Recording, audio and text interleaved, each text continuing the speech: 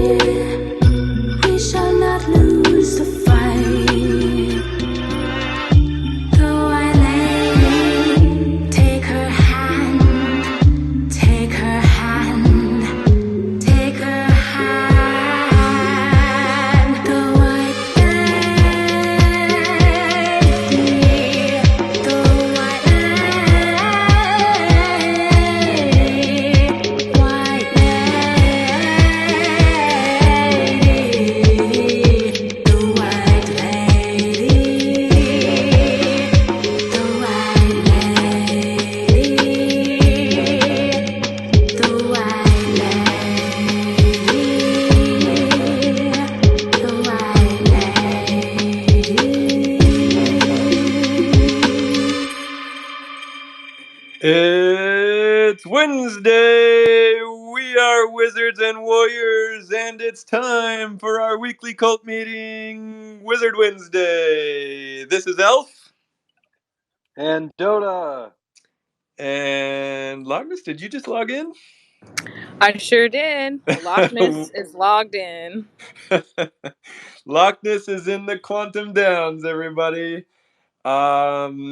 Okay, right off the bat, I just have to acknowledge that musical track I was just playing. Freaking wow. That is the hot new single, The White Lady by MJ Noble. It appears to be a track by or about the White Lady's soul, which is owned by Bam Bam. And then the video was made by Ma Friends and OX Cosmo. I hope I credited everybody properly on that. But wow, that just came out of nowhere all of a sudden today, and I am just really impressed. The lyrics are amazing. The video's amazing. It's a great song. That is a prime example of cult content. It's beautiful. It's like, it gives me like Bjork vibes, but it has like sort of like a postmodern music theory. It's just gorgeous. Yep. Yeah, I love it. And then, speaking of Bam Bam, I think we need to congratulate Bam Bam for another huge accomplishment, which is, from what I understand, she has finished reading the entire book of lore. It's been so fun. I've been listening in this week when I get a chance, and it's just like so peaceful and relaxing. And also like, you know, it's so different when you hear someone else read it to you than when you sit and read it yourself. I Yeah. think I'm able to like process the stories a lot more, internalize it, really understand it because I'm not like skimming. I'm just listening to Bam Bam take her time, walk line by line, and I just love it so much. Hi, Bam Bam. Hey, Hey. how's it going? Thanks, Hey. everybody. Thanks for Yeah. acknowledging the song. Minnie MJ Noble is actually on here as well. She's a wizard. And yeah, we made this song several months ago. Um, and I'm always like really nervous about lore, even though I read it all the time. And but she wrote all the lyrics, like she performed it, she wrote it, she produced it, recorded it, and mixed it. I think you guys will hear more from her soon because I know that she's also part of the proposal that O put forward, providing some music for that. And I know she's potentially working on something with the farmer, our beloved retired yield farmer. So more there, but she's super deserving. And the fact that you guys are saying it resembles Bjork is like, that is the highest compliment I could ever want, because that Bjork is definitely like my top 5 desert island pick for sure. But yeah, Minnie has a album that just came out as well. She is actually the one that introduced me to like making my own costume. We would perform at like Renaissance fairs and do all this like nerdy shit together. So I have so much to thank her for. And yeah, she has a new album out. She does like sort of like fairy D&B that's like really feminist. I think it kind of would I think a lot of cult members would like that as well. But yeah, super stoked on White Lady. She is not a vengeful white lady who wants to, kill the girlfriends of the men that cheated on her with or anything like that. She wants to help you get revenge on whoever fucked up your life. So Awesome. hopefully, I do have dreams of potentially making a full album for the souls. I think that the souls are so important, Ooh. but not getting the credit that they truly deserve to the rest of the world yet. And I think if I could get with a few more of the ultra rare souls or very special souls, I would love to talk about putting forth a proposal for the DAO to, work with many different artists and create a whole album. So yeah. That's an awesome idea. Yeah. I love that idea. Hit me up, Bam Bam. Let's talk about that. We've been talking to a bunch of people in the music space. I'd love to help with that any way we can. Yeah, that sounds great. Thank you, guys. Thank you. And thank you for the Book of Lore accomplishment. And you should DM Magus Wazir, the one who rings. He has something that I think you should see. I'm just going to leave it at that. Oh, well, I don't mind Yeah.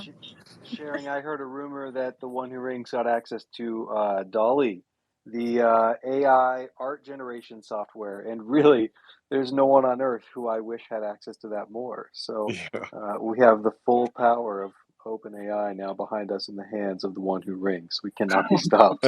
Okay, I'll just say it. I told him to prompt it with something like Bam Bam reading the Book of Lore to a bunch of children or something. So, but I'll let him show you what he came up with or what the Dolly. I can share. Magus was here. If you share it in a tweet, I'll share it in the space. Yeah, it's really cool. Oh yeah, and I'm gonna keep reading lore, guys. I mean, it's like I'm at like almost 8,400. It's gonna be a real crazy effort to like get it done, and I'm giving me the deadline of before the party. So let's see how far we get to 10,000. Amazing. Cool. Well, yeah, we've got so many other things to talk about today. Man, just a lot. There's so much great cult content. We want to give you some party updates. I want to talk about like all the cool shit that Bear Snake has been doing. There's a lot of updates from the Bear Cave on the beach. Big time. And then I think Ryan Zurrer wants to come up and talk about a few things. So yeah, where should we start? Let's maybe Ryan's start here. Ryan's here. So Oh, yeah, okay. if you want to come up on stage and talk about maps, and we can talk about. So we talked about Beast Zero last week. You know, I don't know if everyone was here, but you shared an image that was just stunning. You know, it's really my favorite out of all of the maps auction artworks. Maybe do you want to just give a brief, like a little bit shorter intro to the idea of Beast Zero, and then we can let Ryan talk about maps a bit? Are you asking me to talk about Beast Zero real quick? Yeah, absolutely. Yeah. So yeah, just if you weren't here last week, Beast Zero. It's I mean, it's literally the Zero Beast. It's a quantum Ouroboros. It's it's a beast that sort of exists outside of space and time, just on a totally different plane, which I think was quite fitting for this auction because Maps is all about psychedelics. And frankly, when you take psychedelics, you sort of exist outside of space and time yourself. So that's the short version of what I said last week. But Ryan, go ahead. Thanks for having me on, first of all. And so I guess I'll just walk through sort of the why of this. So I have been helping MAPS now for about a year. For those of you who don't know, MAPS is the Multidisciplinary Association of Psychedelic Science. They're the largest or the longest standing and by far most important organization of any kind in the emerging psychedelic therapy space. I am very strongly of the belief that mental health is the largest problem that mankind faces today. I say that having spent a decade working on climate change and clean tech, and I can safely say that climate change and clean tech is technologically solved. It's just going to take a few decades to implement the infrastructure. But mental health, pre-pandemic affected 1 in 5 people globally, and 4 in 5 people would have some kind of effect within their family globally. So this is a massive, massive problem that literally affects billions of people. I know no family throughout the pandemic who escaped the mental health pandemic that we've unleashed onto our society. Even though I know lots of families that that didn't get COVID. And MAPS really is the leading organization in taking a novel approach to combating mental health. They have walked an incredibly stoic path over the course of 36 years to bring MDMA therapy to where it is today and the cusp of getting phase 3 approval. So for those of you in continental North America, well, actually just in North America generally, next year at this time, you'll be able to, people will be able to procure MDMA therapies for starting with PTSD, but then very quickly after depression, anxiety, major depressive disorder, and even anorexia, which I think is really interesting. It's the only known therapy for anorexia. And so this is incredibly important. Why? Because we've never seen a novel pharmaceuticals category be led by a nonprofit. And what this is going to mean for MAPS to be able to set a commercial and cultural bar for access instead of pricing for pharma margins will literally have a major impact on many people around the world. This will literally be life-saving for thousands and probably eventually millions over time. So, they could have taken the easy money many, many times over the last 35 years, and they didn't. They continue to walk this path and bring these therapies to the world, led by a nonprofit. I think that having this social experiment be led by a nonprofit is really inspiring, and so this is something that is deeply personally meaningful to me, and I think just very important for the world generally. And so I reached out to, I've been helping them raise money. That's obviously been good, going well, but still challenging in this environment. And I reached out to a lot of the leading artists in the NFT space and asked them if they would be willing to contribute to to this auction with Christie's. It's Beeple, Rafik Anadol, Mad Dog Jones, IX Shells, the list goes on and on. David Cho, who is the graffiti artist that did the Facebook wall, is doing his first piece in a decade. Casey Reyes, who is the grandfather of algorithmic and programmatic art, is doing his first piece in 20 years. So it's a really, really remarkable lineup. I've had numerous curators here at Art Basel this week confirm that they have never seen such a star-studded lineup of digital artists. And our very own Elf gets a, should be counted in that, because I think everybody on this call is certainly aligned that he's also one of the top digital artists in the space and deserves recognition. And so I don't, part of me was sort of thinking, like, I don't myself would, gain anything specific from this, but I always like to kind of bring my friends along and include my friends in the projects that I do.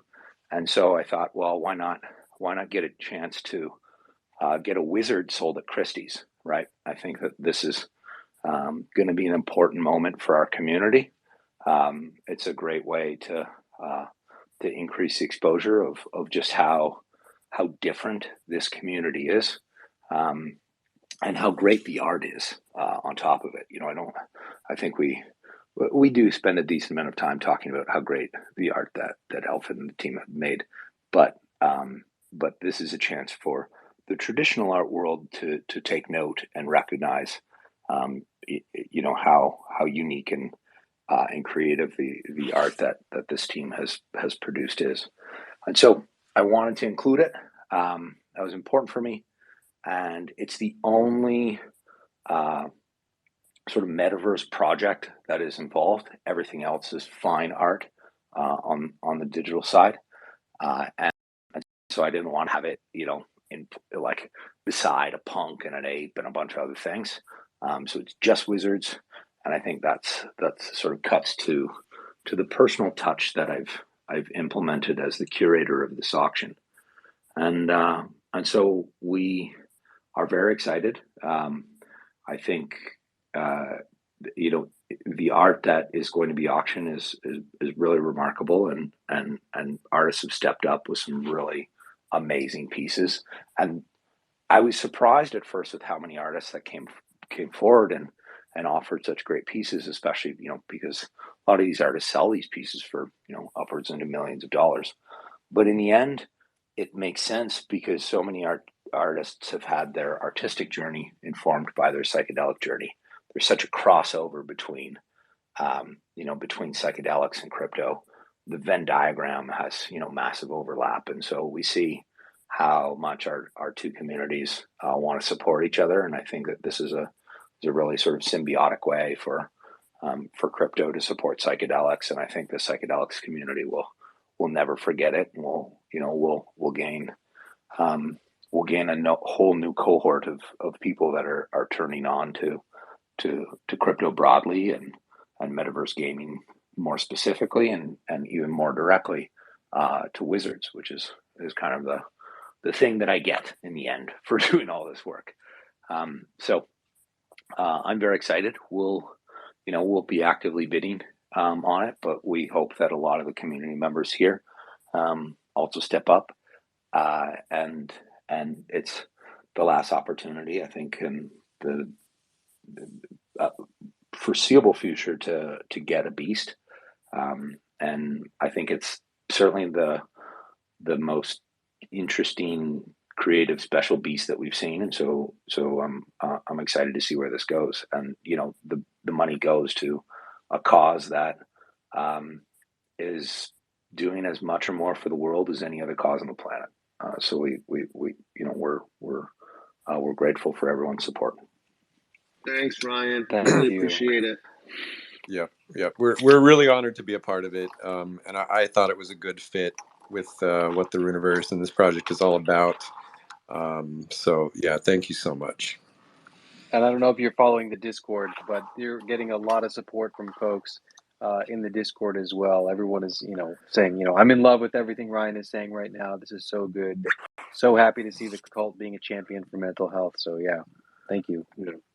Awesome. And Ryan, I think you introduced me to Rick, the founder, when I was on a trip, and I sat with him, and I have to say I was blown away by his experience, his intelligence. Like this, like for everyone on the spaces, this guy's been doing this since he was he's been like going down this path since he was a teenager, and it's just really, it's one of the most impressive people I've ever met. Really cool guy. His story is really, it just gives me goosebumps. Yeah. So he started out wanting to be a psychedelic psychotherapist, and it's something that he's been helping people through, and he's been an underground psychedelic psychotherapist. And he just wanted to do it legally and above board and professionally. And so he set out on the path to just like fix this. And he sort of naively did it in the 80s, thinking that he'd get it done in sort of like five or 6 or 7 years, and then be able to go back to being a psychedelic psychotherapist. And here's the craziest thing.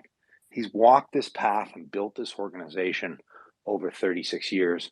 And then when MDMA therapy turns live next year, he's going to step out of MAPS and become the psychedelic psychotherapist that he always wanted to become, which is just, it's amazing, right?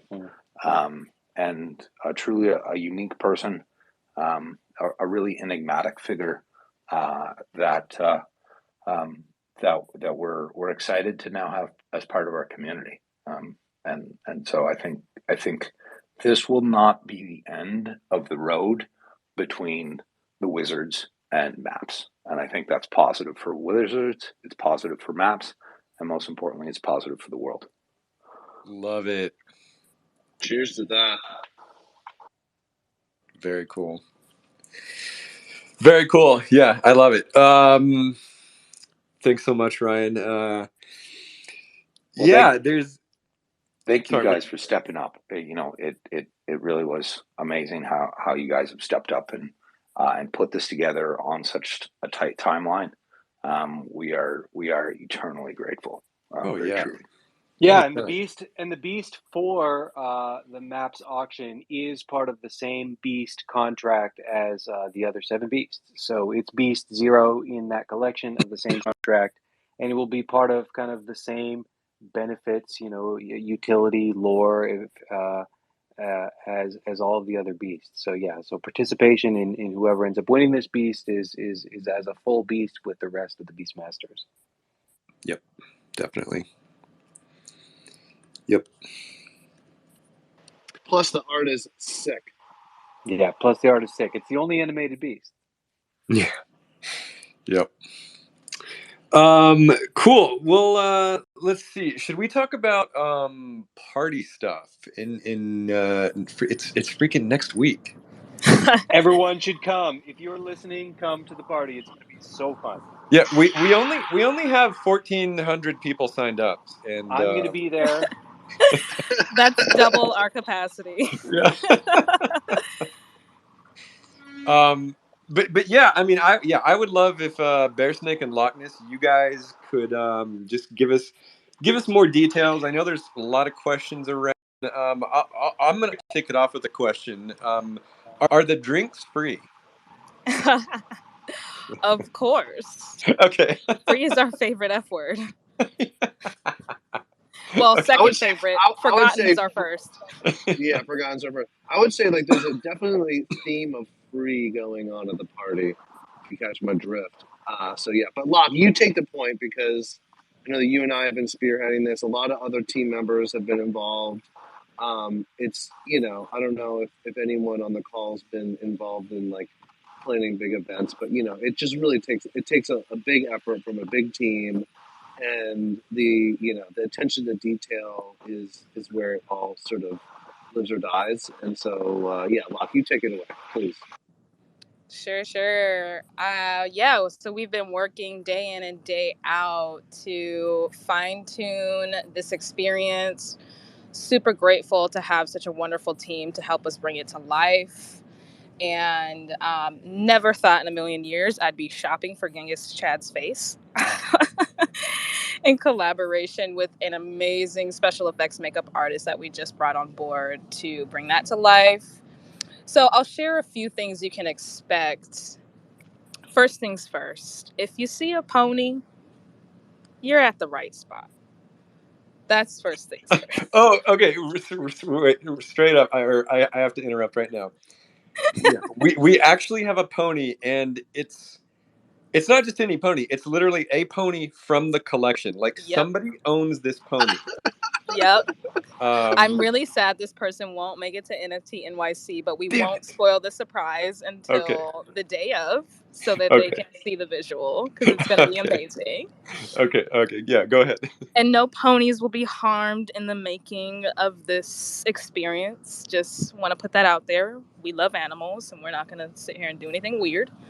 I'm a huge animal lover. I mean, animals are in the collection as familiars and companions. So that was one of my top priorities, to make sure the pony is happy. So right. Yeah. So if you see a pony, post a pony. And yeah, so a few things to expect. It is 21 plus. We will be having wristbands at the door. You won't have to confirm that you're a token holder at the door. However, our merch is token gated, as we announced in the announcement a while back in the Discord channel. You can sign up for a ticket to redeem your merch at the party. We'll have more details to come the day of, but essentially we want to be able to offer you all of our new merch, which is more than just clothing. There's so much stuff that's going in there. Stickers, posters, what have you. And we also wanted to make sure that the folks who couldn't come through had a chance to also have a little bit of this experience. And so you can also sign up for a digital merch pass, where you'll be able to redeem a free merch box online. I say box, but that doesn't mean that it's like an inclusive sort of box type of situation. You'll be able to pick the styles you'd like to be shipped to you, and the size and what have you. Now, back to the IRL experience, which I'm super, super excited about. Folks will trip through the Toadstool Forest. You'll experience the Secret Tower IRL. There's some activity there that we will not reveal, but some wizards may discover some interactive elements. We will have both an armory bar and a potion bar, where you can drink Kobold Kool-Aid, Enchanted Goblin Juice, or the Absinthe of the Seventh Realm. Drink responsibly, please. We'll also have some munchies. You can munch on Corvid's Crunch or Kobold Smash, and a couple other things that will be throughout the party. Want to make sure that you guys have some little nibbles before our ritual and post-ritual munchies. The ritual itself, let's get into it. It starts at 10:10 on the nose. You will hear a bell ringing. Donuts. Don't ruin everything. I'm not going to ruin everything. I just want people to be prepared. Donuts will be passed out. This is your formal warning that if you bite the donut before you are instructed to do so, you will be cast away. You'll be cursed forever. Into the cursed lands. Your soul will be burned.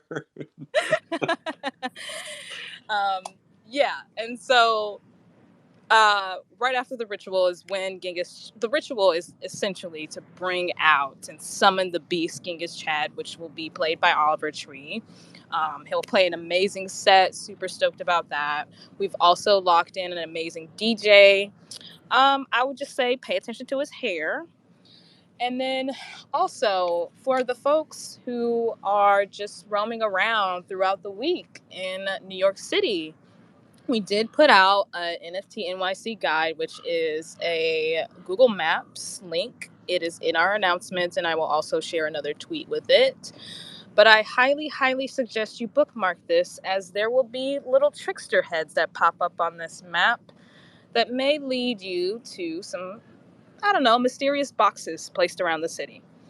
So super, super excited to just bring all of this like fun mystery and like delightful mystery, as Dota would say, to life in New York. And let's party. Look, this sounds amazing. Some of this stuff you said I didn't even know about.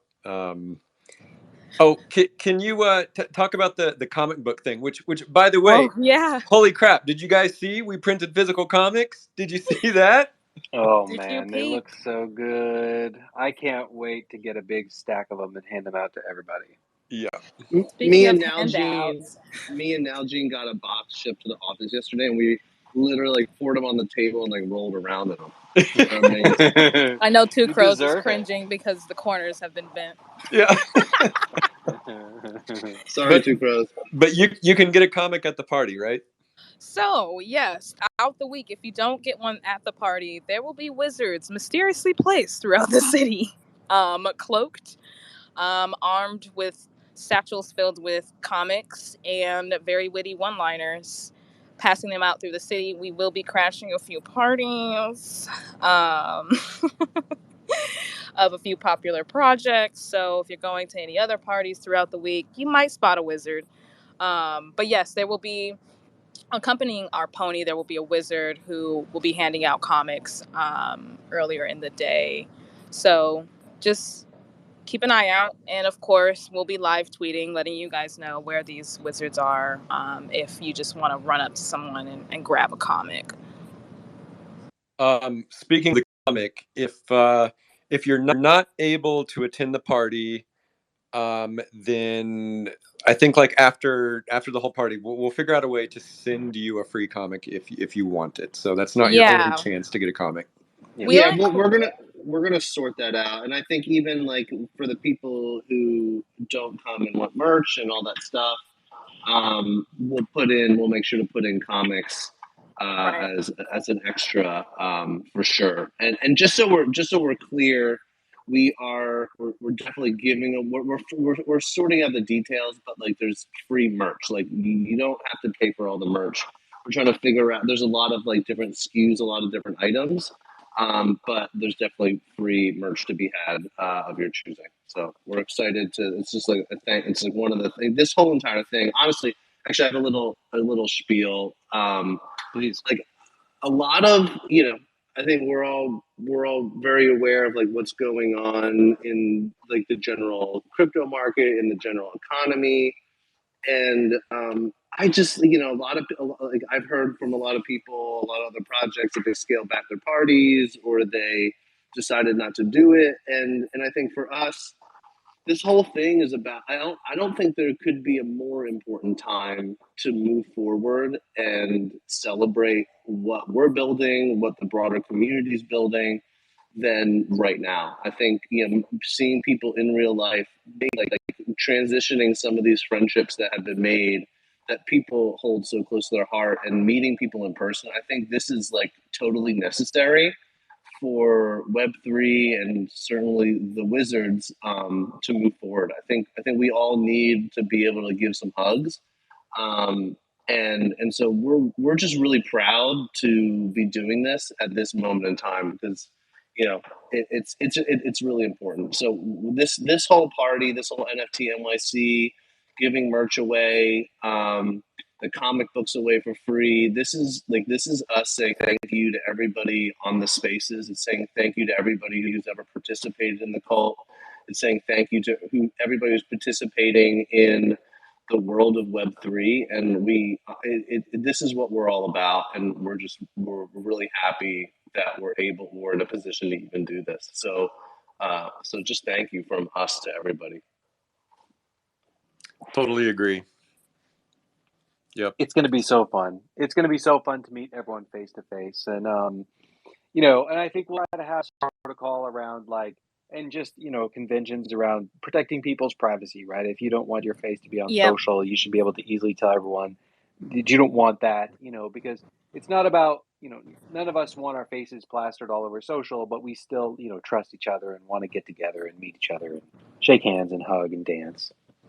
Right. There's an element of respect that we want to just definitely upkeep, and there will be um, photographers and videographers capturing everything, and we'll have like a little note for the folks who would like to stay away from being doxxed or having their photo taken, so that the photographers and the videographers on set are aware of that. Like me, like I want to be on that list. Yeah, and especially and for Dota. And I know there's a lot of other people who do too, but I don't mind being seen by the people here. I think that's one of even the points of Wizard Wednesday is just like being known and knowing everyone in the cult. So it's going to be so fun to do that in real life. So come, it's going to be super fun. Oh, Yeah, wait. We also have another party that we're throwing on a boat. I think you already talked about this a lot, but like maybe just real quick, just run through those details. I know it's Thursday night, right? Yes, so Thursday night we are also hosting a Tashimi yacht party with Worldwide Web 3 and Nifty League. Super excited to bring this experience to you guys. And with Tropics music as well. We will be meeting at the Sky Point Harbor Marina at 6. If you won the raffle and confirmed, you will receive a link to sign up and register for your ticket. If you have not, please DM myself or Now Jean via Discord, and we'll see what we can do in terms of getting you a ticket. We definitely want to make sure that we have some fun cult members on board.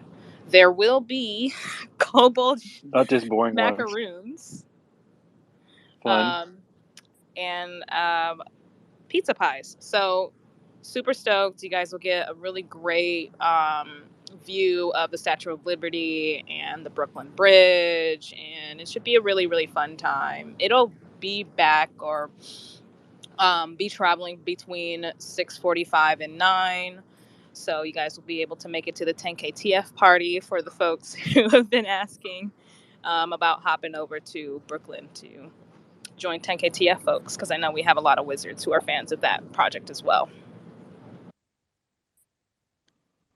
Yeah, and then there's actually one more element. The Runiverse game that we've been working on with our partners at Bisonic, there will be a playable demo. The game. Yeah. There's so much. There's so many bells and whistles. Literal bells. Yeah, exactly. Yeah, so speaking of the game, go ahead. No, go ahead, Jonah. Well, just speaking of the game, we dropped this past week, basically a whole info page talking about the game, talking about the game loops, the dynamics of battling with one another and going on quests and collecting items. And so there's a whole website now where you can read up a little bit more about the details in the main game loop. So yeah, check that out. Yep. Yeah. In fact, me and Jitsi and Waz and Cosmo, and I feel like maybe a few other people. We played a beta, I guess you'd call it, just demo version of the game yesterday, and it was great. It's really coming along. The world is just freaking huge. There's a lot of art in the game. Like every biome just feels very different.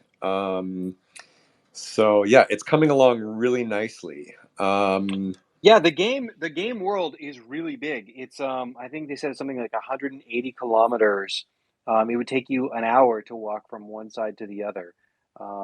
It's big in terms of MMOs. It's on the large side, and it's not just these repeatable biomes that all sort of look the same. Each area has its own look and feel. There's landmarks within each area. You can see some of those on the landing page. They released a few new screenshots. Jeldor talked about this when he was here. they're up-resing all the wizards. They're creating, emotes and animations for all the different types of equipment. Yeah, it's a huge, huge world and a really involved game, and it's going to be a lot of fun to play. Yeah, I feel like they dropped that website, and it kind of like went a little bit unnoticed. I mean, I don't think it went unnoticed to anyone on this call, but it's interesting. I mean, we're not trying to be super stealth about it, but this first V1 is, it won't have all the bells and the whistles. There's no like PvP, and there's like Easter egg hunts and things to do to explore, and you can chat with other wizards. You can drop in as your wizard. You can drop in if you don't have a wizard. But like, I think we're going to be spending a lot of time making sure that we like unpack all the information that's been put into the site, and there's a lot, right? Like at first glance, you sort of scroll to the bottom, and you're like, okay, but the reality is like if you click around, there's a ton of information, and in a world where a lot of these sort of on-chain games are, kind of shallow. I think there's a lot of depth there for people to get into. So we promise we'll make sure to unpack this stuff and make sure everybody understands what we're actually. Yeah, and the crafting is really rich, right? There's going to be mining and forging and singing and weaving and glass blowing and like all sorts of activities that you can do within the game. And yeah, it didn't really hit crypto Twitter very hard this week. I mean, it was a big week, right? There was a lot going on. So that is how it is. Yeah, this is actually a pretty good segue into one other thing I wanted to touch on today. So, we've talked about like all the different paths that Forgotten Runes wants to take. The NFT path is obviously a big one. But now that sort of the NFT market and the crypto market and just all the markets are in sort of a bearish phase right now. How does Forgotten Runes respond to that? And what we have been saying for months is we are going to bear market proof ourselves by pursuing what we call the franchise path. We've always said that Forgotten Runes is more than an NFT project. It's a global brand akin to the Lord of the Rings, or Star Wars, or Game of Thrones. And honestly, like Bear Snake has just been making some insane moves on this front in the last like week or so. So I've got a lot to say about it, but Bear Snake, if you want to interject at any time, please do. But like, so there's like three sort of main buckets that he's been hitting. And so like one is like we've been talking to these really, really legit like brand licensors. And these are just people who like they know how to get your stuff on like a lunchbox and a t-shirt and a toy and like general merch. And so yeah, I mean, Bear's been like finding just some like really, really legit partners as far as that goes. Let me just chime in real Yeah, fast. please go ahead. I think part of it is like, figuring out the manufacturing of it, right? And I think the world's in a place where if anyone's motivated enough, they can figure out how to get something on a blank lunchbox, how to get diapers made with a print. Like you can make anything you really set your mind to. I think what's interesting about the conversations we're having now and these partners is that not only do they help like facilitate like the production of these things, but they also help facilitate the distribution of them. And something that we always talk about and is top of mind when talking to these licensors is like, we want to earn our way into sort of every avenue. And so are we ready to be on end caps at Target? Do we have the opportunity? Yeah, we could probably do it, but like I don't think we're ready to. I don't think we've matured enough to the point where we necessarily deserve to be on those shelves. And maybe that sounds like a negative comment, but for us it's like I think the way you build is you build slowly and steadily, and do things that you can execute at the highest level. So like I think there's like a couple phases to it. The first phase is like really like we want to be a part. Everything we want to do is like relatively high end, and keep it in this like collectors type of space, but get them into actual physical stores, get them onto sites that people go to just to buy certain things. And so, I mean, the comic book isn't even part of the licensing conversation. But like, for instance, the comic book's going to be available on Amazon, on Mixology, which is another site, and you'll be able to buy it for free. And it's nice, now you can like go to Amazon, a trusted source, and get get a comic book. But so point is like, we're not going after the big box stores yet because we'll get there. But I think when we go there, we want people when they walk by that end cap or that shelf space or whatever it is to already know what Forgotten Runes is. Yep. So I think it just Yes. speaks to the patience. I think we're a patient bunch, and we just want to do things right. So yeah, Well, and it's I about think the that's distribution. and that speaks to why we like beat the drum around doing the TV show. I think some folks maybe have had a question about that. But like, why are you guys so obsessed with the TV show? And it's around this idea that like you watch the show on Netflix, let's say, and then you see the merch in Target, and you're like, oh, I love that show. Like, I want to be a part of that. Like, and whereas if you just sort of have the merch in Target in the first place, maybe it's like you're kind of pushing the wrong direction. Well, it's. I mean, that's the way to get to an audience beyond like crypto Twitter and NFTs. Right. We're trying to bring in an entirely new audience to Forgotten Runes. But yeah, And I we mean have that's stories that we want to tell. I think yeah, that's another part too. Is like there are stories that we want to tell that will take an hour and an entire team of animators, and that's going to be super fun.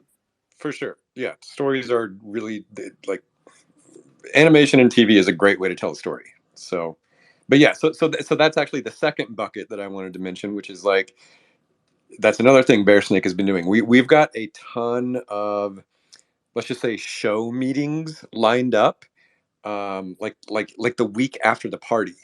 Um, We're calling them and universe meetings now. great.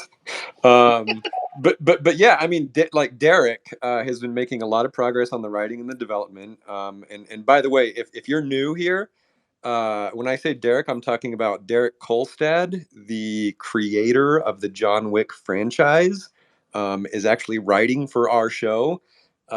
He's freaking awesome. He came on Wizard Wednesday a few weeks ago, and that was probably one of my favorite Wizard Wednesdays. So yeah, so there's definitely a lot of progress and movement happening on that front.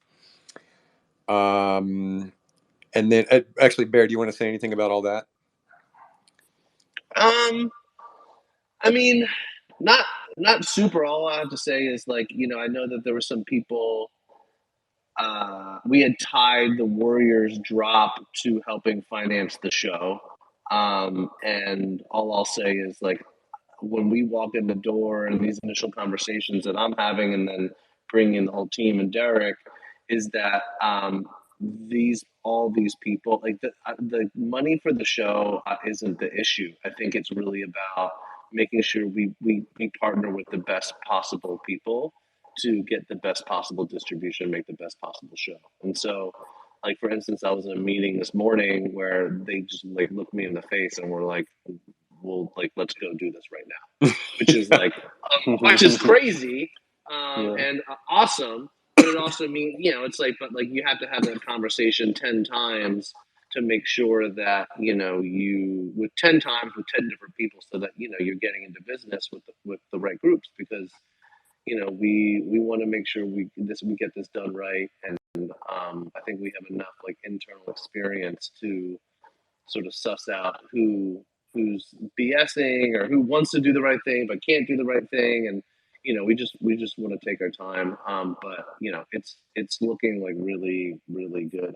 I've spent my entire life bumping up against gatekeepers who like subjectively decide whether or not your idea is good enough, and like the doors are just like opening up in front of us. I'm just astonished and I so like I humbled I and said happy. I said from the beginning that you are the guy who opens doors. Yeah, And so that's what you need when you have a it's bunch of true. gatekeepers in front of you. Yeah, yeah, um yeah. it, Really, if Bear Snake has a magical power, it's an opening door spell. you know, things. We'll hop on calls, and I'm confident in my own domain, which would be more of like traditional Silicon Valley tech. But then when we hop on these calls with like media executives or people in this other world, I'm just like a baby. I'm like totally helpless. I don't know what to say. I'm nervous. I'm intimidated. And then Bear Snake just sort of like he tap dances around the conversation, and then like within 10 minutes we've like won over, and they're just like, oh, we love this is amazing, I can't believe you have this, like let's do a deal, and it's just that's not something that you see here on Wizard Wednesday or even in Discord every time. But like when you hop on a call with a gatekeeper with Bear Snake, like you don't want anyone else on your side, because it's just this like he has like an enchanting spell. It's just incredible. Well, it's just That's very nice of you. well, it's a pattern that I've just been noticing that's just Yeah, been it's a blowing my pattern. mind, which is every person we talk to, they freaking love us. And I'm pretty sure it's like sincere. It's not just them being polite or bullshitting us. It I can tell it's sincere. And I mean, for one, I think a lot of it honestly has to do with all of entertainment is really interested in NFTs and Web3, but they don't know how to get into it. They don't fully understand it. And then we walk in the door and it's like this is their chance to like dip their toes into this space. Well, it's Um, it's it's it's that, but like I'll tell you, a lot of like TV film people, they're just like, yeah, NFTs, like roll their eyes, aren't into it. Like they know, and then like their bosses are like, we need to get into Web3 because they see headlines and all that stuff. But the reality is like a lot of those gatekeepers, they the default no, the default answer is no, because they're like, okay, yeah, you launched an NFT project, but in TV you got to tell a story, and it's way harder, and blah blah blah blah blah, like bullshit, bullshit, bullshit. But like I think the difference is like we've actually already done all the work. We've done all the work that like most people can't get done. Like we're walking in with Titmouse, we're walking in with Derek, we're walking in with The sure cult we're an NFT with stories. the cult. We're walking in with the cult, we're walking in with stories. I mean, I can't tell you how often I talk about like there's been over I don't like over like there's thousands of stories in the book of lore being written, and I think most, I mean, I know for a fact a lot of NFT projects are just like hitting walls trying to get this done. And I think it's because we're storytellers. It's because the cult are storytellers, because we're focused on all the things that make great characters and archetypes. We're in fantasy. People understand fantasy. People may not know, and by the way, I know that they'll be successful, but like projects like Cool Cats and Bored Apes, they're amazing, but they have to fabricate and invent a backstory because no one knows what those things are. When you hear the word wizard, when you hear warrior, when you hear beast, we've all grown up with these archetypes that make sense, and we're just putting our spin on it. And we're putting our spin on it with the cult, and so I think that's why the doors are opening, is because we're doing the work that is already leading to a proper show. I mean, yeah, I was talking to an agent the other day, and well, they were like, well, you don't want to be represented by us. And I was like, no. She's like, good, because there's nothing more we can do for you.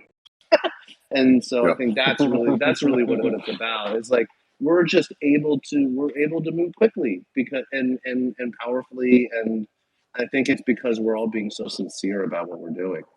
Anyway, that's Yeah. Well, spiel. I don't think it can be overstated, like how impressed these people are with our community and just Yep. the passionate activity that everybody puts in with the art and the stories and the poems and the songs and just the cult content. Like that really goes a long way with these so-called gatekeepers. So, we have you guys to thank for a lot of this, a lot of the progress that we're making. So speaking of cult content, I know that you haven't even talked about all of your IP things. We have some cult content we want to acknowledge. We only have maybe about 10 minutes on the clock, and we also have a lore reading from both Ghost FX and Shark Child. So we've got a lot to cover in the next Yeah, 15 yeah, minutes. yeah. Let me just finish the final bucket on the IP path. So like I said, we've got the licensors that we're talking about, the show people, and then we're actually talking to other game devs. So the Runiverse Game is like the primary game that's in production now, but we're not stopping there. We've got mini games and medium-sized games and other big games that are like just in various stages of production or talks, I guess.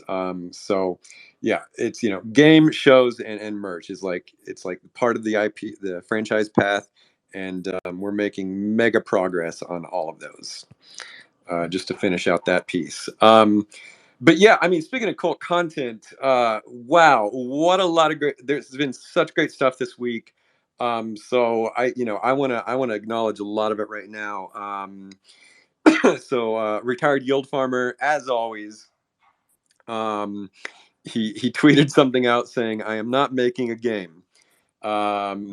If you say so, Yeah, but he's definitely not. He's definitely not making For a the game. record, we don't believe you. yeah. Yeah. No, for the record, we believe you.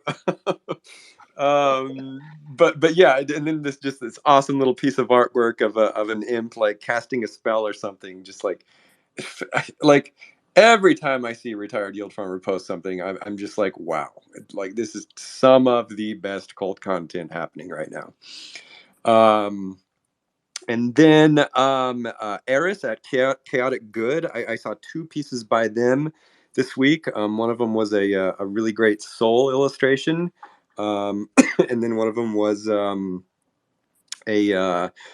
witch and a wraith. Really beautiful pieces.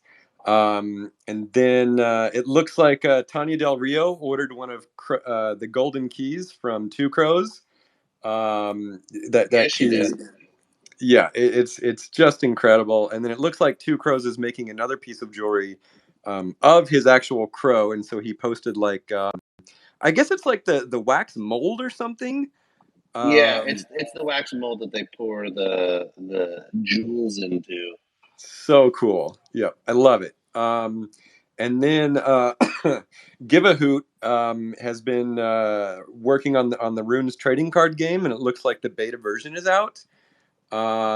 So yeah, I mean, I know that's been a long time in the making, and it's just looking great. Every time I see a piece of artwork from it, it looks so good.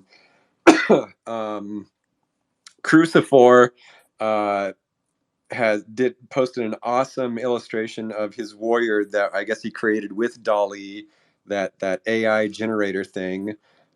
I think that's the first time I've seen anything with this Dolly thing, but it was like a really great result. Um, and then also Crucifor, it looks like he came out with another issue of Hail Draconis that is featuring some of the wizards. And it just looks great. Um, sorry, I still have a little bit of COVID. And then Tyler at What's Good Ty did this awesome Dream Master Lake concept. And then DFI, it looks like he commissioned a great illustration from Frown Police of his warrior, Abil, Vanquisher of the Blood. I love the style that Frown Police draws in. It's really cute. And then Druid Oferis. This is the first cult content of the Headless Wizard that I've seen. Surprisingly, the Headless Wizard is a pretty legendary wizard, and I think this is the first time I've seen like cult content of it. So that was cool. Tabitha of the Marsh did this really great little. I think it's like an AR piece of the Pixel Wizard in a little strawberry patch. It's Oh, really I cute. love that AR. I love that AR stuff. Yeah, it's super cool. And then, oh man, this was one of my favorite things I've seen. Meeple Dad made like an entire deck of trading cards. Um, and I guess he's bringing them to NFT NYC. It just looks incredible. This deck of cards. It's Yeah, so good looking. I think he even had he did a shout out to people who wanted to be on them in the cult, and people submitted, and now they're on actual physical cards, which is incredible. Yeah, I I mean these missed cards that. look amazing. So good. And then Night Owl Birdman. Night Owl Birdman is really good at compositing things into like real photos and real videos. It's either that or he actually got wizards on, I guess that's Times Square, in NYC. So I don't know. Maybe when we go, this weekend we'll actually see these giant wizard billboards. But I'll tell you another one I really loved was Non-Fungible Kent posted a picture where he saw like on Facebook that sea urchins were wearing wizard hats, and he was like, when I saw this, I immediately thought of Forgotten Runes, and I thought that like totally spoke to this idea of like where we want to be when we get merch in stores, right? It's like you want to see everything about wizards, and you want to be like, that's Forgotten Runes, like instant association, and then see the wizard posted the like Hydromancer Nep of the Surf, which was this like sea urchin wearing a wizard hat pixel art. I know, I just loved it. yes, exactly. Yep. Yeah, exactly. Whenever you see a wizard hat, I want people to immediately think not Harry Potter, not Gandalf the Grey, Yeah, Forgotten Runes. Forgotten Runes. Yeah, and then Isaac Urbina did this awesome little 3D like diorama piece of Sorcerer Zaros of the Tower, and then Breddy 138 did just. I think he commissioned this really great. It's like this psychedelic wizard, Sorcerer Alistair of the Ether. And then one of my other favorite pieces was this awesome GIF posted by MT Melly, and it was done by Mike Tinebray. Oh, It's one of the warriors with a flamethrower sitting on a triceratops. so good. So good. I saw that, and my first reaction was like, I am so glad that the Runiverse has dinosaurs in it. That's Yes. just badass. I want so It's many more. You know, I think that like for me, Dinotopia is totally an inspiration for Forgotten Runes. Like I don't know if you had that book as a kid. I'm sure you did, but if Yeah. anyone listening, yeah, get a copy of Dinotopia because it's basically its own little like legendarium of lore of the technology and like stories of this time and this island where humans lived with dinosaurs symbiotically and kind of like they help each other, and it's just a beautiful book that has you know everything from artifacts to artwork for this alternate universe, and this work by Mike Tenbray totally reminded me of a pixel version of something you might see in Dinotopia. Yep, it's so good. But yeah, I think those are that's all I have on my cult content list this week. Do we have a Ghost FX? Are you one of our lore readers today? Yes, I am. Excellent. Ghost. I'm going to interrupt you real fast. Hey, Locke, we have to jump to this call for the event. So, Ghost, I'm sorry we're going to miss your reading, but we just have some stuff to do. Final stuff. Yep. So, love you Sorry, guys. never forgive you. Love you guys. Bye. Thank you Later, so guys. much. Kill It, Bye. Ghost, FX, and Shark Child. Super bummed to miss this, but also important stuff. Bye. Okay, bye. Ghost FX, whenever you're ready. All right. First, just want to thank Magic Machine. Definitely, this project's been amazing. And as far as people, we're going through tough times, but the cult will never die. And quick shout out to Bill and Acid. Thanks for letting me write for this character, Celeste, as a headmaster for the Forgotten Babies Wizard Orphanage. We did this story about 3-4 months ago, but just want to share it with the whole group. So this is titled Betrayal. Ow! Ow! Mom, they're late. I think something's wrong, cries the pup. She agrees but swallows it down and gives her daughter a comforting smile. Now, shh, I'm listening, replies Mother in a serious tone. She scans the tree line back and forth for any sign of movement. It was oddly quiet without the usual song of crickets and frogs. Holding her breath, Mother tilts her head to the side. Where are you? She pleads to the silence. Mother's head grows heavy with each passage of time. Hope is nearly lost until suddenly she hears something strange. Her eyes widen as the silence is broken violently with the whole forest coming to life. No, no, no, no, no, no. This isn't right. Oh dear. Launching herself from the highest perch, she knocks the young cub tumbling backwards down the path. The speed of the average onyx wolf is undoubtedly terrifying, yet still pales in comparison to the speed of Mother as she meets the wind. Turning her head back towards the young cub, she yells as she races towards the forest. Don't you dare follow me. Upon arrival to the tree line, the darkness begins to thicken, preventing her from gazing inside. No, what is this? She cries. Ow! Come on, follow my voice with desperation, she continues. Ow!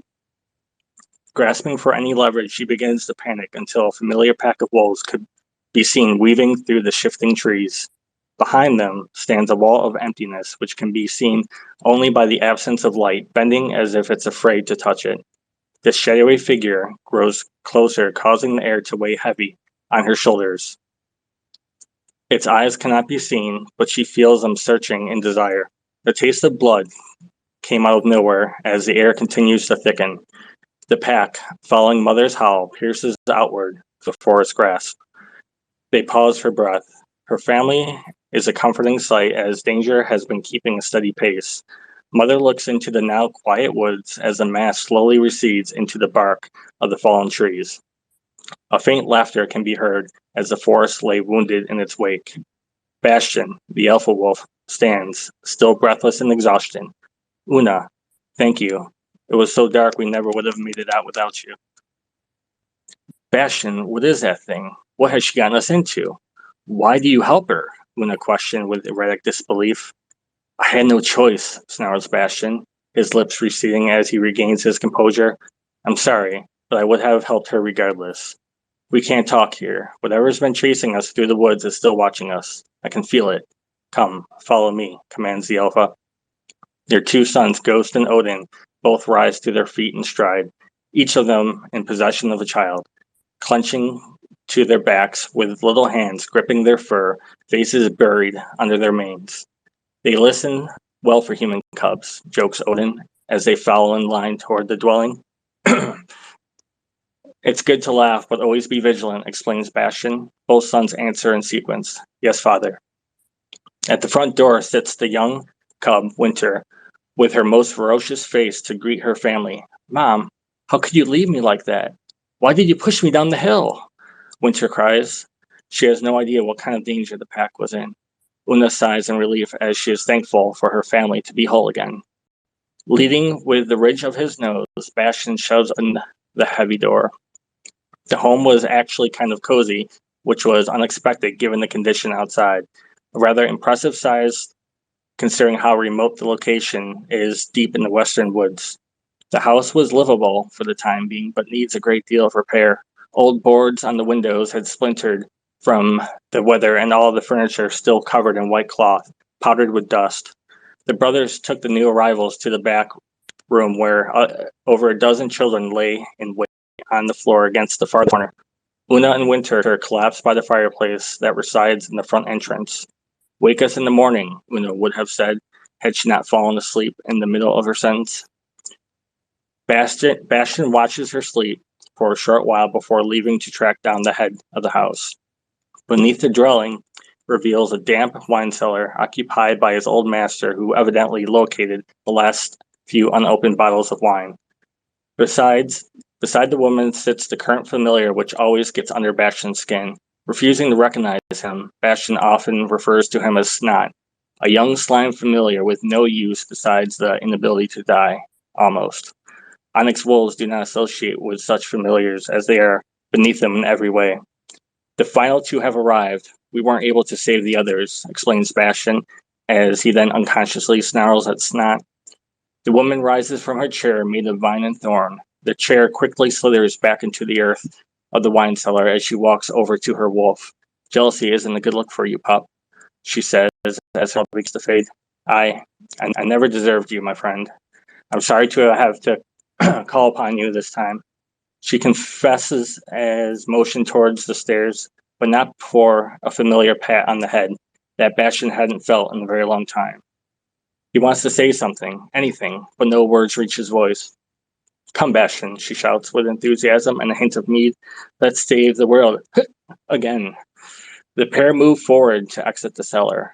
I'll just say here, Snot mentioned, hoping someone hears him as he often has trouble climbing the stairs. Upstairs in the den, the children wait huddling in anticipation as footsteps now draw near. Each pair of eyes stare at the woman entering the room as she stands observing her newly acquired flock. Her hair is covered with blood-red streaks, which stand up on their own, resembling a startled pit of snakes. She's pretty, but her face shows a weary appearance as if her life force has been dwindling for quite some time. Hello, children. My name is Celeste of El Dorado. From this point forward, I'll be your headmaster, she proclaims with a less than confident introduction. Some of the other children begin to cry out and fight back their tears. She notices a few of the children that begin to study the room, looking for an escape. What do you want from us? Asked an unknown voice amongst the crowd. What do I want from you? Nothing.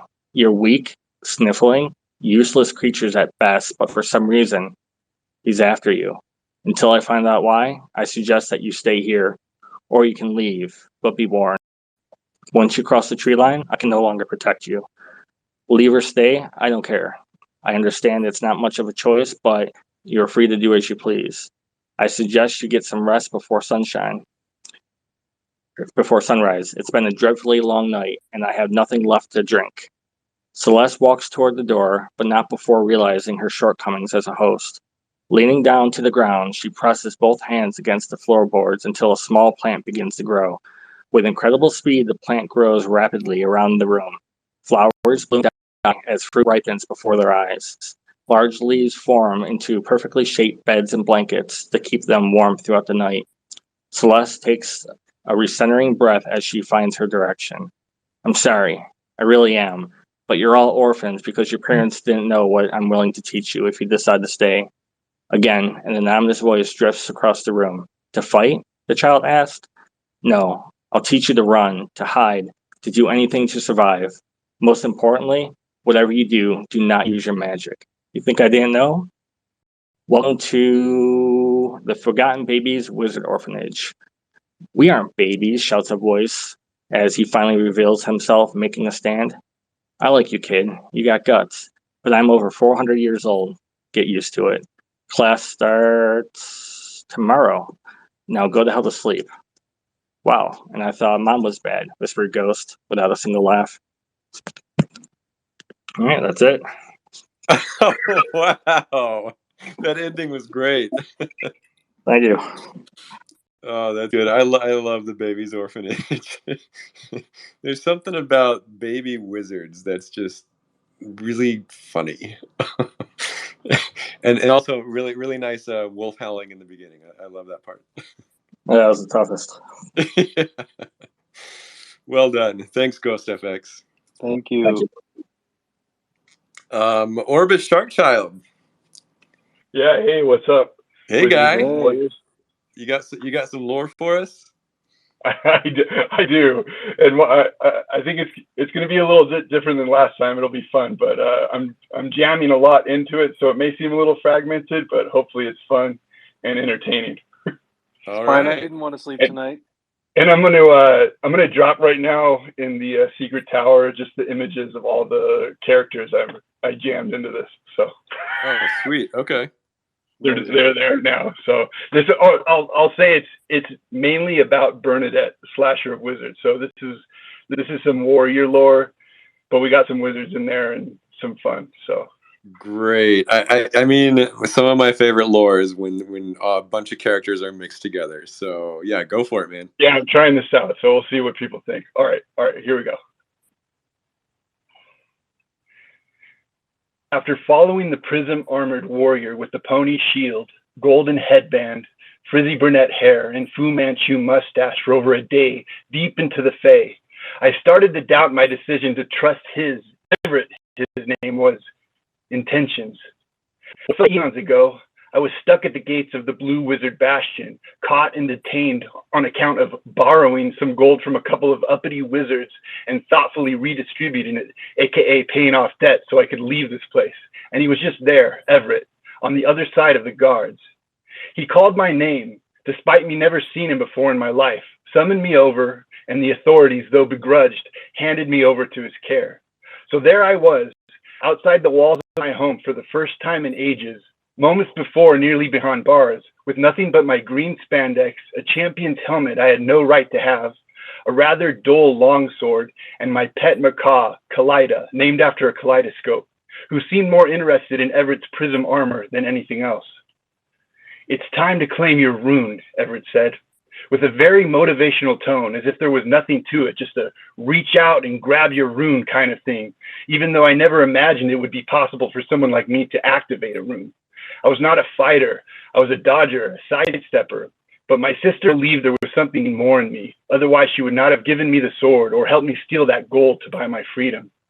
"Rat, claim your rune," Kalida said, echoing my warrior guide. Speaking of freedom, that gold that was supposed to make it to my debtors never did. So who was there to immediately greet me outside of the gates? My boss's top henchman, the major peacemaker of imps, and a couple of back alley thugs. I thought it was going to be the end of my little adventure, but Everett pulled a previously unseen bag of gold from his waist, tossed it to Poi, peacemaker of imp's nickname, and said, "Here." Poi's baboon scooped up the gold and they left, and that was that. I was free from my old life of indentured servitude thanks to a radiant and overly positive mustache knight. I asked Everett if he knew of my sister and if she was the one that had him help me, but he told me that I had another friend that was seeking my glorified presence. That made sense quickly after asking because my sister did not have that kind of gold. I asked a lot of other questions, but I did not get any answers. There were literally hours of us walking together, hours of opportunity for him to give me some tiny morsel of information about our quest, but he would continuously say, "There's no time to delay." In my book, every single step was a delay, but I had to make do watching his endless energy carry him forward like a dragon firework. An evening hike, a rugged sleepover, an encounter with fairies and mushrooms telling us to turn around, but Everett saying, "We're bigger than you and we'll do what we want," with my parrot seconding the motion, and another full day's journey later, and I was still following the Radiant Knight's lead to my secret friend to uncover a rune. Right as I was about to ask Everett my 100th question, the terrain changed. The trees thinned and a mist began to slither around our feet like a snake. The ground became soft and swampy pools started to appear. Frogs croaked all around. "We're here," Everett said. "We're where?" I asked, realizing I had walked past my guide. I turned towards him to inquire again, but he was gone. "Everett?" I called out. "Everett?" Kalida said. I turned back in front of me, and a horde of ghouls was headed right for me, running across the swampy earth as if they were flying. They were dark green and charcoal things with gaping orifices where eyes, noses, and mouths should have been. They were making this reverse howl kind of sound that got louder and louder as they converged upon my location. Back behind them, I saw a figure standing, cloaked in a black wraith garb and wearing a blue wizard's hat. My heart sank. I dreadfully knew who that was. It was Milton from Shadow, one of the wickedest necromancers in the Runiverse. "Everett!" I said again, this time begging for some reprieve. "Everett!" I doubled my decibels. "Time to find your rune, Bernadette," a croaky voice said off to the side. I looked over my shoulder with what little time I had left and saw the golden skin of an Anoran wizard draped in a purple mantle robe. It was Electromancer Mocha, famed master of lightning spells. "Please, good wizard," I said, nearly crying. "Help me. Claim your rune." I said, "Claim your rune." Kalida was not helping.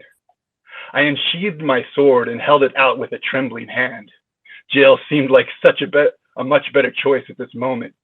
I was panicking and did not know what to do, but I caught a glimpse of my hand holding the sword, and I saw the burn scar on that hand that had haunted me for most of my life. My mind slipped into memory. "That's my Bernie," my guardian said, forcing my right hand upon the scalding surface of the stove. "At school, at work, or even in the bed of some deadbeat lowlife, they won't see you as anything but a Bernie, a poor Bernie who didn't listen when she was told to clean the damn kitchen." Stidger liked to believe he was my father, but he was not. He was only a director at an orphanage, paid to abuse and amuse himself with more than a dozen broken girls. But we did not stay broken.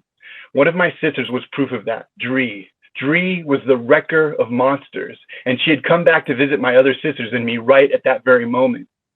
Whether it was all of the memories of her own misery at the hand of Stidger and a selfish act of revenge, or the self-appointment of adjudicator as a selfless act to save us, Dree severed the wicked man from his ways right then. With my hand still glued to the stove, I remember seeing metal flick forward through Stidger's chest in a flash of red. The blood is so red, I recall thinking before realizing it was not the blood that was red, but the blade. Dree had ran him through with the sword of the wrecker of monsters, and that sword returned as something else. A blood sword transfigured by a slain act of rage, looming magic on her soul sword just waiting to be summoned. Dree, I said, with a quivering breath, while pulling my hand from the cast iron that now held much of my right hand's flesh. She retrieved her new sword, removed her helmet and set it down, and embraced me. I can't stay, she said, stammering, looking towards the murdered man. You got this, Bernadette. I sat there with a burned hand, holding the helmet that my sister forgot, watching her leave and knowing she would be on the run. But I felt empowered. I felt safe then. The bulls now were nearly upon me. I reached up with my left hand and touched the helmet on my head, my sister's helmet, the champion of my life, and thought of all she had done for me, all that she had helped me become. I continued to stare at the scars on my hand, and in a sudden instant, they became an extension of me, a symbol of what I came from, a symbol of who I now was, and a symbol of everything I could be, a rune of power. And this rune of power erupted within me. I felt exhilaration, and I felt determination. I felt clarity and certainty, awareness and lightheartedness. The energy ricocheted throughout my body, mind, soul before coursing back to my hand and bursting up into my sword as if it were part of my limb. The shell of my timidity and meekness fell away. I raised my arm and extended the blade towards the sky. Electromancer Mocha called down a bolt of lightning that would have otherwise struck me dead, but I summoned that magic as much as she cast it. The electric spell struck my sword and ignited in physicality what was moments before only an incorporeal power within me. My sword burst into ferocious flames with a radiance that cast light to the reaches of all unimpeded distance. With a rune of power and a new vibrant confidence, I took a momentous swing against the approaching horde of Milton's ghouls, flames flinging off my blade towards them. The creatures lurched back in suffering, covering their eyes with their arms and hands. Before I could even engage one in battle, they had turned and fled. I'll be calling you, Mocha said. Be ready. Rah, frog wizard, Kaleida said. Out of nowhere, Everett reappeared from behind me and handed me a golden frog shield. A new adventure awaits you now, Bernadette, Everett said. With a quick response, while smiling, I corrected him. The name is Bernie. Badass. That was awesome. Wow. I love the image of all the ghouls like running over the swamp. I love the intro of Milton and Mocha. And then the way you use the power rune, that was like you brought all these characters together in such a great way. That was awesome, man. Yeah. Thank you. It was fun. It was a lot going on. I know, but Yeah, no, it was, and you put some lore behind the blood sword and how it became the blood sword. And then you described the guy with the frizzy hair and the mustache, like the Fu Manchu mustache. That head is one of the funniest heads in the Warriors collection. It's one of my favorites. Yeah, and then he has the pony shield. That's one of my favorite Warriors. I don't know. Yeah. It was literally in the NFTX vault, and I was like, yeah, I'll take him. Hell yeah. And then Dree both. So I have two Drees. So she has an initial form, and then she becomes the form with the blood sword and kind of a renegade out on the streets. But I can't fit it all into the lore, but yeah, I kind of hinted at all that. That's awesome. Great, man. So good. So good. Thanks, guys. That was some great lore today. Thank you. Dota, do you have anything else? No. Come to NFTNYC. When you see me there, I'm going to be the guy that looks like Dota. Yeah. He looks exactly like his PFP. Yeah. And I look exactly like a goat. So yeah, please come to the party next week. I hope you're all able to make it. I want to talk to every single person who's here. So please do not hesitate to come up. I can't wait to meet all of you. Yep, exactly. Agree. And thanks to MJ Noble for this amazing music that I'm going to use as an outro today. This has been Elf And Dota. Bam Bam Orbis Ghost Effects channeling out from the Quantum Downs. GN, everybody.